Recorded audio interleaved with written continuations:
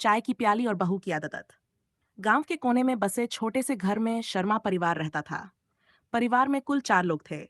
दादाजी, दादी जी, बहू सुमन और बेटा रघु।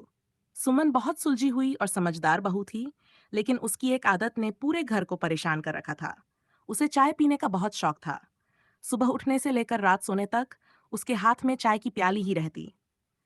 काम के बीच, आराम के समय, यहाँ तक कि मेहमानों से बात करते हुए भी वह चाय पीने का कोई मौका नहीं छोड़ती। ये देखकर घर के बाकी लोग चिंता में थे। दादाजी ने एक दिन दादी जी से कहा, सुमन दिन में कितनी बार चाय पीती है? यह आदत अच्छी नहीं है, सेहत पर असर होगा। दादी जी ने जवाब दिया, हाँ, मुझे भी फिक्र हो रही है। कई बार समझाया लेकिन वह सुनती ही नहीं। दादाजी ने ठान लिया कि सुमन को उसकी इस आदत का एहसास दिलाना होगा। सुमन का दिन सुबह चाय से शुरू होता। रसोई में काम करते करते वह बार बार चाय बनाती। जब भी कोई मिलने आता, सबसे पहले चाय का ही इंतजाम करती। रघु ने कई बार कहा, सुमन इतनी चाय मत पिया करो, तुम्हारी सेहत पर असर पड़ेगा। लेकिन सुमन मुस्कुराकर जवाब देती, अरे चाय से मुझे ऊर्जा मिलती है और ये मेरा शौक भी है।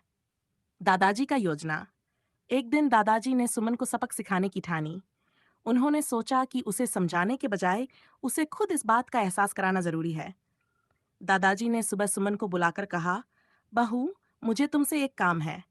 आज से तुम पूरे दिन मेरे लिए चाय बनाना। जब भी मैं चाय मांगू तुम मना नहीं करोगी। सुमन ने हंसते हुए कहा, जी दादाजी, ये तो बहुत आसान काम है। पहला दिन। दादाजी ने सुबह 6 बजे से चाय मांगनी शुरू कर दी। हर घंटे पर वह सुमन को आवाज लगाते, बहू एक कप चाय बना दो। सुमन बिना कोई शिकायत किए चाय बनाती रही। लेकिन जैसे जैसे दिन बीतता गया, सुमन को महसूस हुआ कि बार बार चाय बनाना कितना थकाऊ हो सकता है। दूसरा दिन। दूसरे दिन भी वही सिलसिला जारी रहा। दादाजी ने जानबूझकर बार बार चाय मांगी। इस बार सुमन थोड़ी चिढ़ गई और बोली, दादाजी इतनी बार चाय क्यों मांग रहे हैं? आपकी सेहत पर असर होगा। दादाजी मुस्कुराए और बोले, तुम्हें भी तो चाय पीने का बहुत शौक है। अगर ये मेरी सेहत के लिए हानिकारक है, तो तुम्हारी सेहत के लिए भी तो अच्छा नहीं होगा। सुमन को हुआ एहसास। सुमन को अपनी गलती का एहसास हुआ।